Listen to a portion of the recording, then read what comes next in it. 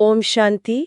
प्यारे रूहानी भाई बहनों, आज 24 जनवरी 2026 के हम बाबा के अनमोल मधुर महावाक्य सुनेंगे। जी, ओम शांति। आज का दिन बहुत ही भाग्यशाली है। आइए हम सभी कुछ पल के लिए अपनी मन बुद्धि को चारों ओर से समेटकर एक प्यारे बाप दादा की मधुर याद में स्थित हो जाएं। बिल्कुल, चलिए अनुभव करते हैं कि हम आत्माएं अपने परमपिता, ज्ञान के सागर, शांति के सागर शिव बाबा के सामने बैठी हैं और उनकी ज्ञान की किरणें हम पर पड़ रही हैं, हमारी बुद्धि को प्रकाशित कर रही हैं। वाह, कितना सुंदर अनुभव है। आज बाबा हमें हमारी सबसे श्रेष्ठ पढ़ाई और सबसे ऊंची सेवा की फिर से याद दिला रहे हैं। ये हम बच्चों का परम सौभाग्य है कि स्वयं भगवान हमें पढ़ाते हैं। तो चलिए आज की इस रूहानी पढ़ाई को बहुत प्यार से, बहुत एकाग्रता से अपनी बुद्धि में धारण करते हैं। आज बाबा हम मीठे बच्चों को जो सार सुना रहे हैं वो बहुत प्यारा है। बाबा कहते हैं, मीठे बच्चे, बाप तुम्हें जो पढ़ाई पढ़ाते हैं वो बुद्धि में रख सबको पढ़ानी है। हरेक को बाप का और सृष्टि चक्र का परिचय देना है। ये शब्द सुनते ही आत्मा कितनी हल्की हो जाती है, कितना अपनापन महसूस होता है ना? जी, बाबा हमें बच्चे के अधिकार के साथ साथ हमारी जिम्मेदारी भी याद दिला रहे हैं। मीठा बच्चा वो जो बाप की हर बात माने। और बाबा का ये कहना कि पढ़ाई बुद्धि में रखनी है, इसका मतलब है कि सिर्फ एक कान से सुनकर दूसरे से निकालना नहीं है। नहीं, बिल्कुल नहीं। इसका मतलब है सुनी हुई बातों पर सारा दिन चिंतन करना है, मनन करना है, उसे अपना स्वरूप बनाना है। जब ज्ञान बुद्धि में बैठ जाएगा तभी हम उसे दूसरों को पढ़ा सकेंगे, वो शक्ति आएगी हमारी बातों में। और पढ़ाना भी क्या है, बाबा ने वो भी कितना स्पष्ट कर दिया।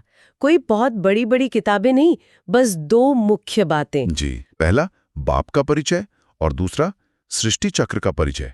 यही तो सारे ज्ञान का सार है, फाउंडेशन है। बिल्कुल, ये दो परिचय ही जैसे मुक्ति और जीवन मुक्ति की चाबी हैं। जब आत्मा को अपने पिता का परिचय मिलता है तो उसे ठिकाना मिल जाता है। सही कहा। और जब चक्र का परिचय मिलता है तो वो अपनी 84 जन्मों की कहानी को जानकर हर्षित होती है, निश्चिंत हो जाती है ना? आज सारा दिन यही पुरुषार्थ रहे कि मैं परमात्मा स्टूडेंट हूँ और मेरी सबसे बड़ी सेवा है हर आत्मा को ये दो परिचय देना। और जब हम खुद इस नशे में रहेंगे तभी हमारी बातों में वो शक्ति आएगी जो दूसरों पर असर कर सके। सही कहा। आज सारा दिन इसी स्वमान में स्थित रहेंगे कि मैं मास्टर टीचर हूँ, जो स्वयं भगवान से पढ़कर विश्व की आत्माओं को पढ़ाता हूँ। ये स्वमान हमें व्यर्थ संकल्पों से सहज ही मुक्त रखेगा। अब बाबा आज एक बहुत ही गहरा प्रश्न पूछ रहे हैं जो हमारे कर्मों की फिलॉसफी को एकदम स्पष्ट करता है। बाबा कहते हैं, प्रश्न, आत्मा सतयुग में भी पाठ बजाती है और कलयुग में भी, लेकिन अंतर क्या है? जी, ये प्रश्न बहुत विचार करने योग्य है। आत्मा तो वही है, पाठ भी बजा रही है, लेकिन एक ही आत्मा के कर्मों में इतना अंतर क्यों आ जाता है? सतयुग में देवता और कलयुग में मनुष्य, ये परिवर्तन कैसे होता है? चलिए हम सब अपनी बुद्धि को एकाग्र करके बाबा का उत्तर सुने। जी, अब बाबा इसका बहुत सुंदर और स्पष्ट उत्तर देते हैं। बाबा कहते हैं, उत्तर, सतयुग में जब पाठ बजाती है तो उसमें कोई पाप कर्म नहीं होता है। हर कर्म वहां अकर्म हो जाता है क्योंकि रावण नहीं है। फिर कलयुग में जब पाठ बजाती है तो हर कर्म विकर्म व पाप बन जाता है क्योंकि यहाँ विकार हैं। अभी तुम हो संगम पर, तुम्हें सारा ज्ञान है। वाह, कितना सरल और स्पष्ट अंतर। सारी बात एक रावण पर आधारित है। सतयुग में रावण यानी 5 विकार, काम, क्रोध, लोभ, मोह, अहंकार, ये है ही नहीं। इसलिए वहां कोई भी कर्म आत्मा को बंधन में नहीं डालता। हर कर्म अकर्म होता है। जी, अकर्म का अर्थ ही है ऐसा कर्म जिसका कोई नेगेटिव रिएक्शन ना हो, जो बोझ ना बनाए। सतयुग में आत्माएं देही अभिमानी स्थिति में रहती हैं, इसलिए उनके कर्म नेचुरल, सुंदर और हल्के होते हैं, जैसे एक कला। और फिर द्वापर से रावण राज्य शुरू होता है, विकार आत्मा पे हावी हो जाते हैं। तब वही आत्मा जब कर्म करती है तो हर कर्म विकर्म बन जाता है, मतलब पाप कर्म, जिसका बोझ जन्म जन्मांतर आत्मा पर चढ़ता जाता है। और सबसे महत्वपूर्ण बात जो बाबा ने कही, अभी तुम हो संगम पर, ये हम बच्चों के लिए सबसे बड़ी खुशखबरी है ना? सबसे बड़ी। हम न तो सतयुग में हैं न कलयुग में, हम इस कल्याणकारी संगम युग पर हैं जहां हमें ये सारा ज्ञान मिल रहा है। बिल्कुल, संगम पर ही हमें ये समझ मिलती है कि कर्म, अकर्म और विकर्म क्या है। यहीं पर हमें बाबा की श्रीमत मिलती है जिससे हम अपने विकर्मों को विनाश कर सकते हैं। तो आज के लिए पुरुषार्थ क्या है? हमें अपने हर कर्म को चेक करने की आदत डालनी है। कोई भी काम करने से पहले, कोई भी बोलने से पहले 1 सेकंड रुककर सोचें, क्या ये कर्म बाबा की श्रीमत के अनुसार है? क्या ये कर्म अकर्म बनेगा या विकर्म? ये चेकिंग ही हमें बचाएगी। ये ज्ञान ही हमें कर्मों की गुह्य गति समझाता है, ताकि हम संगम पर श्रेष्ठ कर्मों का खाता जमा करके सतयुग के लिए अपनी श्रेष्ठ प्रारब्ध बना सकें। चलिए अब बाबा के मधुर महावाक्यों की गहराई में चलते हैं। बाबा आज ज्ञान की शुरुआत ही सबसे मुख्य बात से करते हैं। बाबा कहते हैं, पहले पहले तो बाप का ही परिचय देना है, क्योंकि सब बाप को और बाप की शिक्षा को भूले हुए हैं। मुख्य हुआ बाप का परिचय। फिर ये भी समझाना है, हम सब भाई भाई हैं। सारी दुनिया की जो सब आत्माएं हैं, सब आपस में भाई भाई हैं। जी, बाबा हमारे पुरुषार्थ की नींव को पक्का करा रहे हैं। जब तक ये यथार्थ परिचय बुद्धि में नहीं बैठता कि हम सब आत्माएं एक परमपिता परमात्मा की संतान हैं और इस नाते आपस में भाई भाई हैं, तब तक बाकी कोई भी ज्ञान बुद्धि में ठहर ही नहीं सकता। और आप देखें, इस एक ज्ञान से दुनिया की कितनी समस्याएं हल हो सकती हैं। जब हम सबको आत्मा भाई की दृष्टि से देखेंगे तो धर्म, जाति, रंग, देश का भेदभाव वो स्वतः समाप्त हो जाएगा। यही तो सच्ची विश्व बंधुत्व की भावना है। बिल्कुल। और बाबा बताते हैं कि इससे सबसे बड़ा फायदा ये होता है कि सर्वव्यापी का जो झूठा ज्ञान है वो बुद्धि से निकल जाता है। जी, जब तक हम भगवान को कण कण में ढूंढते रहेंगे, तब तक उनसे संबंध कैसे जोड़ेंगे, वर्षा कैसे लेंगे? सही कहा। ये समझना कि मैं आत्मा अलग हूं और मेरे पिता परमात्मा शिव बाबा अलग हैं, जो परमधाम में रहते हैं, तभी तो याद की यात्रा हो सकती है, तभी तो हम उनसे प्यार कर सकते हैं। आज सारा दिन इस एक अभ्यास को प्रैक्टिकल में लाने की कोशिश करें। जब भी किसी से मिलें, चाहे घर में चाहे ऑफिस में, मन में यही संकल्प करें, यह देह नहीं, ये आत्मा है, मेरा रूहानी भाई है, शिव बाबा का बच्चा है। जी, इस अभ्यास से सेवा बहुत सहज और मीठी हो जाती है। हमारे बोल में, हमारे व्यवहार में एक रूहानियत आ जाती है जो दूसरों को भी शांति का अनुभव कराती है। अब बाप का परिचय देने के बाद बाबा दूसरे मुख्य रहस्य पर आते हैं। बाबा कहते हैं, अच्छा, फिर वो बाप सृष्टि के आदि मध्य अंत का ज्ञान भी सुनाते हैं। और तो कोई भी जानते नहीं कि इस सृष्टि चक्र की एज कितनी है। बाप ही टीचर के रूप में बैठ समझाते हैं। लाखों वर्ष की तो बात ही नहीं, ये चक्र अनादि एक्यूरेट बना बनाया है, इसको जानना पड़े। वाह, हमारा बाबा कितना प्यारा टीचर है। वो हमें वर्ल्ड की सच्ची हिस्ट्री, ज्योग्राफी पढ़ा रहे हैं। और कितनी एक्यूरेट। सिर्फ 5000 साल का ये पूरा चक्र है, जिसमें 4 युग बराबर 1250 वर्ष के हैं। ये ज्ञान बुद्धि को कितना हल्का कर देता है। जहां दुनिया वाले लाखों करोड़ों वर्षों के हिसाब में उलझे हुए हैं, बाबा हमें सेकंड में 5000 साल का चक्र समझा देते हैं। इससे बुद्धि में क्लैरिटी आ जाती है ना? जी, बिल्कुल। और ये जानना कितना जरूरी है। जब हम चक्र को जान लेते हैं तो हमें अपनी पूरी कहानी याद आ जाती है। हमें पता चल जाता है कि सतयुग त्रेता में हम ही देवी देवता थे, सुखी थे, और फिर द्वापर कलयुग में हम नीचे गिरे, दुखी हुए। और सबसे बड़ी बात, हमें ये पता चल जाता है कि अब चक्र पूरा हो रहा है। अब दुख के दिन समाप्त होने वाले हैं और हमें बाबा के साथ अपने घर परमधाम वापस जाना है। ये स्मृति हमें कितनी निश्चिंतता और खुशी देती है। बाबा कहते हैं कि समझाने के लिए चित्रों का भी प्रयोग करो, जैसे लक्ष्मी नारायण का चित्र। ये हमारे भविष्य का लक्ष्य है। ये दिखाता है कि हम क्या बनने वाले हैं। जी, त्रिमूर्ति का चित्र, सृष्टि चक्र का चित्र, झाड़ का चित्र, ये सब ज्ञान को समझने और समझाने में बहुत मदद करते हैं। इन चित्रों से ये सिद्ध हो जाता है कि सतयुग में हमारा ही राज्य था, हम ही पूज्य थे, फिर पुजारी बने।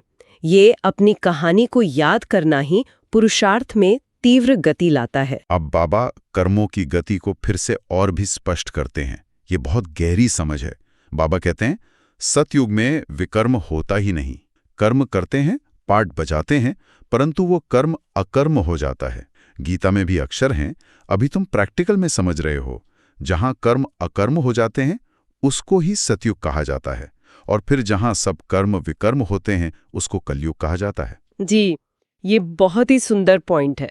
सतयुग में आत्माएं संपूर्ण पवित्र होती हैं, देही अभिमानी होती हैं, उनमें कोई विकार नहीं होता। इसलिए उनके द्वारा किया गया कोई भी कर्म वो पाप नहीं बनता, बोझ नहीं बनता। आत्मा एकदम हल्की रहती है। वहां कर्म करना भी जैसे एक सुंदर नृत्य होता है, एक कला होती है। कोई मेहनत या तनाव नहीं, हर कर्म में दिव्यता होती है। और वही आत्मा जब कलयुग में आती है तो देह अभिमान और विकारों के कारण छोटे छोटे कर्म भी बंधन बन जाते हैं, चिंता पैदा करते हैं। और हम संगम युगी बच्चों को अब ये चुनाव करना है। हमारे सामने हर पल ये चॉइस है। बाबा के याद में श्रीमत पर चलकर किया गया हर कर्म अकर्म बन जाता है, श्रेष्ठ बन जाता है, उससे खाता जमा होता है। और माया के वश होकर विकारों के प्रभाव में किया गया कर्म विकर्म बन जाता है, जो खाता खराब करता है। तो क्यों ना हम आज से ये अभ्यास शुरू करें। हर घंटे अपने मन को चेक करें कि पिछले 1 घंटे में मैंने जो भी कर्म किए, जो भी बोल बोले, जो भी संकल्प किए, उनकी क्वालिटी कैसी थी। क्या उनमें बाबा की याद थी?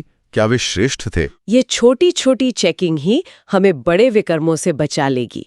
बाबा हमें एक लाइट हाउस की तरह ये ज्ञान दे रहे हैं, जो हमें विकर्मों की चट्टानों से बचाकर अकर्म के सुरक्षित किनारे पर ले जाता है। अब बाबा एक और बहुत सुंदर रहस्य खोलते हैं, जो बाबा के सिवाय कोई नहीं बता सकता। ये है भाग्यशाली रथ का रहस्य। बाबा कहते हैं, जरूर भाग्यशाली रथ भी होगा जिसमें बाप प्रवेश कर तुमको पावन दुनिया में ले जाए।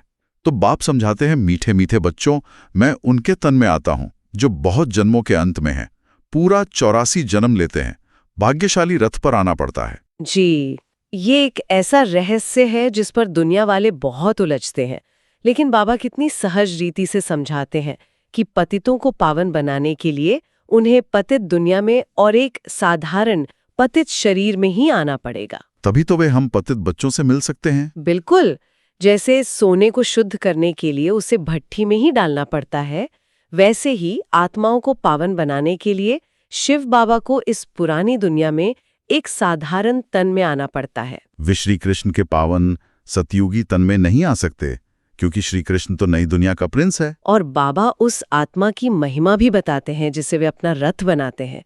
वो आत्मा जिसने पूरे 84 जन्म लिए हैं, जो सबसे अनुभवी है, सुख और दुख दोनों का अनुभव किया है। जी, उसी अनुभवी रथ में आकर बाबा हमें ये सारा ज्ञान देते हैं। इसलिए इस रथ को भाग्यशाली रथ कहा जाता है। इस रहस्य को यथार्थ रीति समझना ही बाप को यथार्थ रीति जानना है। जब ये ज्ञान बुद्धि में बैठ जाता है तो हमारा निश्चय बहुत दृढ़ हो जाता है।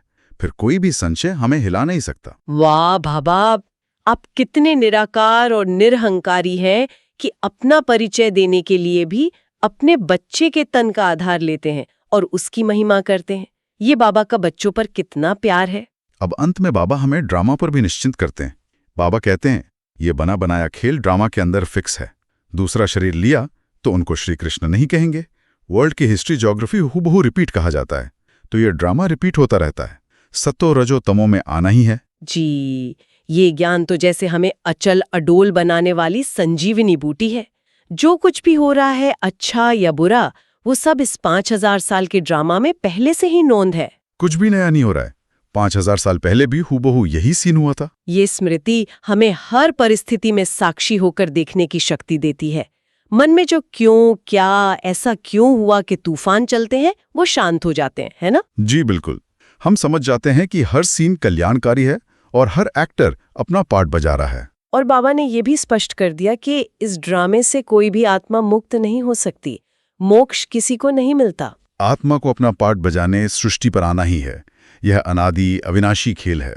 तो इसमें घबराने की या दुखी होने की बात नहीं है, बल्कि जब हम जानते हैं कि यह एक खेल है और अंत में हमारी विजय निश्चित है, तो इस खेल को खेलने में मजा आता है। ड्रामा का ज्ञान हमें जिम्मेदारियों से मुक्त नहीं करता, बल्कि हमें हल्का होकर खुशी खुशी जिम्मेदारियां निभाने की कला सिखाता है।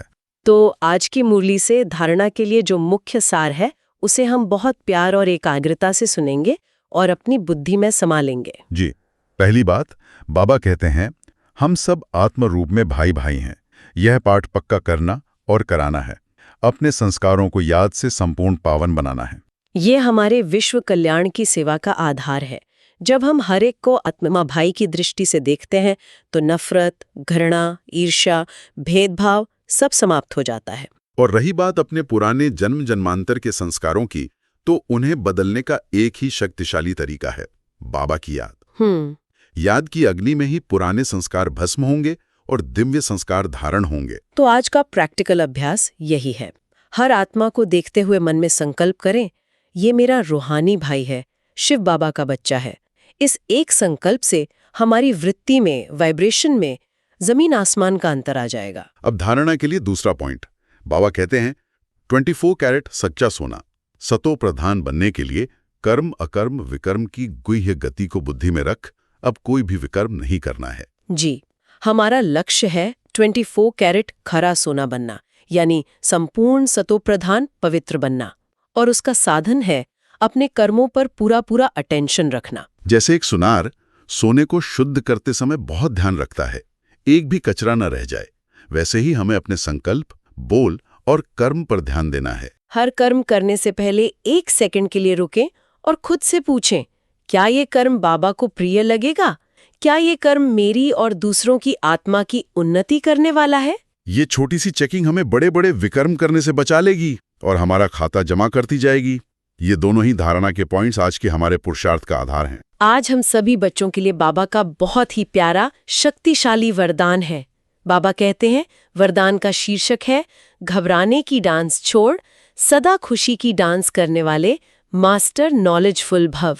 वाह, क्या सुंदर शब्द हैं, घबराने की डांस और खुशी की डांस।